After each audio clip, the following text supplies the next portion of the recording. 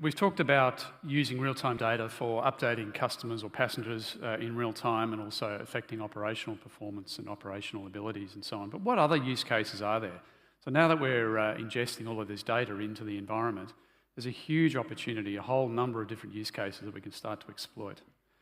There's just a few examples here. This is by no means an exhaustive list. The first one there, as you can see here, is what we refer to as the digital twin. Now, I know that digital twin is possibly one of the most cliched, overused concepts in asset management these days, but where we like to think there is an opportunity is to take that and really augment that digital twin experience and overlay it with real-time data.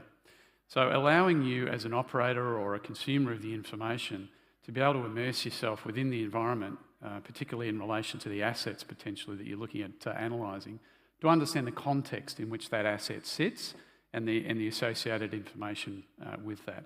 So imagining if you can overlay real-time information on top of that as well, it gives you a whole immersive new understanding of your performance and how your assets are performing.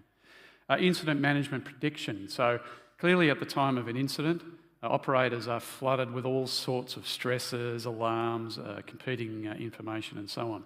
So through the use of artificial intelligence nowadays and machine learning and so on, there are significant opportunities to understand how previously incidents have manifested and indeed how best to resolve them potentially and provide those operators with suggestions to really so-called cut through the noise and cut through the stresses, if you like, of trying to get to the point of resolution.